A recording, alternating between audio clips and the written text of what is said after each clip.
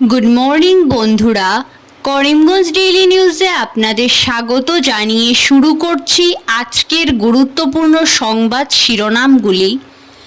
করিমগঞ্জ জেলায় জমির খাজনা জমা দেওয়ার আহ্বান চলবে 28 নভেম্বর পর্যন্ত। বিস্তারিত থাকবে প্রতিবেদনে। মিশন বসুন্ধরা 3-এর অধীনে আবেদনের জন্য আহ্বান করিমগঞ্জ জেলা প্রশাসনের। আবেদনের লাস্ট ডেট আগামী 31শে ডিসেম্বর। কালাইনের লক্ষ্মীপুরে এক ভুয়ো চিকিৎসকের ফার্মেসিতে অভিযান স্বাস্থ্য বিভাগের। বাজেয়াপ্ত আপত্তিকর নথিসহ ঔষধ। শ্রীভূমি নিয়ে সমালোচনা, কংগ্রেসকে বিঁধলেন মুখ্যমন্ত্রী।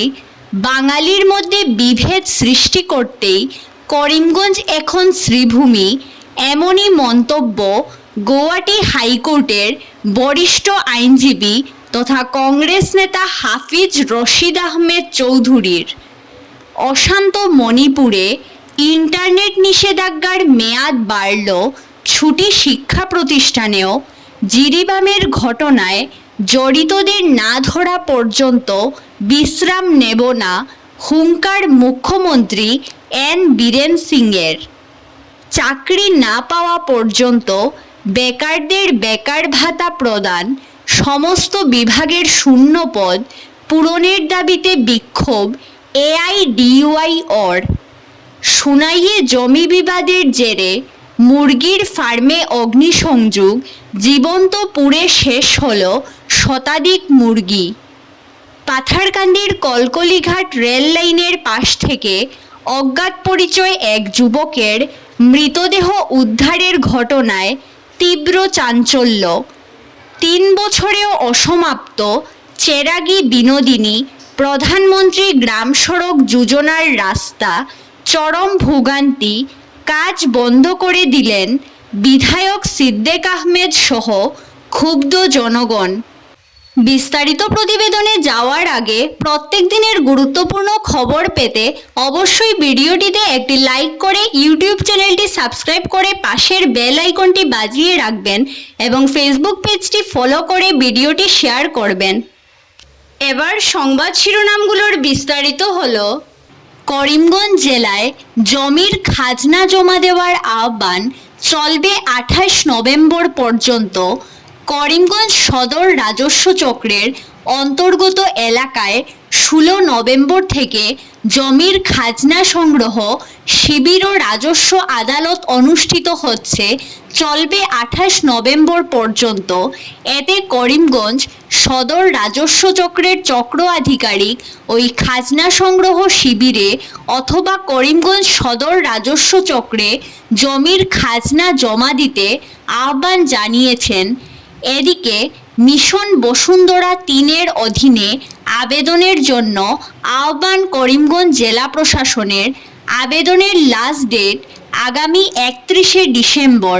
মিশন বসুন্ধরা 3-এর অধীনে প্রাপ্ত সেবাগুলি থেকে জনগণকে সুবিধা গ্রহণ করতে করিমগঞ্জ জেলা প্রশাসন থেকে আহ্বান জানানো হয়েছে। এতে জানানো হয়েছে যে মিশন বসুন্ধরা 3-এর অধীনে আবেদনের অন্তিম তারিখ হচ্ছে চলতি বছরের 31শে ডিসেম্বর। এর অধীনে প্রাপ্য সেবাগুলি হচ্ছে মিশন বসুন্ধরা 2-এর অধীনে অধিক স্বচ্ছতার জন্য স্থগিত রাখা আবেদনগুলি পুনরায় পরীক্ষা, শহর এবং শহরের নিকটবর্তী অঞ্চলে কম প্রিমিয়ামে 100 না পাট্টার মেয়াদীকরণ, আগে গ্রামীণ এলাকা কিন্তু পরবর্তীতে শহর অঞ্চল হিসাবে ঘোষিত এলাকায় দখলি সত্ত্ব থাকা রায়তকে মালিকি সত্ত্ব প্রদান। রাজ্যের সবকটি সরকারি বিভাগে শূন্যপদ পূরণ করা, বেকারদের জন্য কর্মসংস্থান সৃষ্টি করা সহ বিভিন্ন দাবিতে শিলচরে বিক্ষোভ প্রদর্শন করল যুব সংগঠন এআইডিওয়াই-ও। সংগঠনের কাছাড় জেলা কমিটির পক্ষ থেকে বুধবার বিক্ষোভ প্রদর্শন করে যুব সমাজের প্রতিটি সমস্যা সমাধানের দাবিতে জোরালো আওয়াজ তোলা হয়। এদিন দুপুরে উকিলপট্টি থেকে বের হয় মিছিল, সেখান থেকে সংগঠনের অর্ধশতাধিক সদস্য এসে জমায়েত হন শহীদ ক্ষুদিরাম মূর্তির নিচে। বিভিন্ন স্লোগানে কাঁপানো হয় বিক্ষোভস্থল।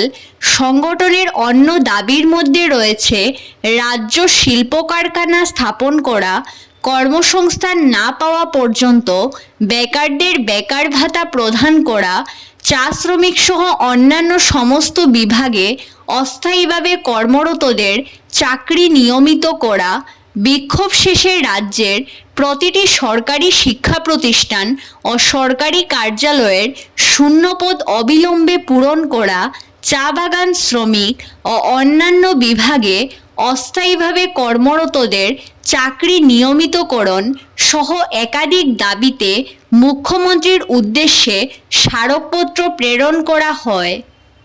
করিমগঞ্জ জেলার নাম শ্রীভূমি বলে ঘোষণা করার পর মুখ্যমন্ত্রী হিমন্ত বিশ্ব শর্মা এই নাম পরিবর্তনের সিদ্ধান্তের পক্ষে অবিচল থাকেন এবং বলেন, যারা এই নিয়ে উচ্চবাচ্য করছে তারা মূর্খের স্বর্গে বাস করছে।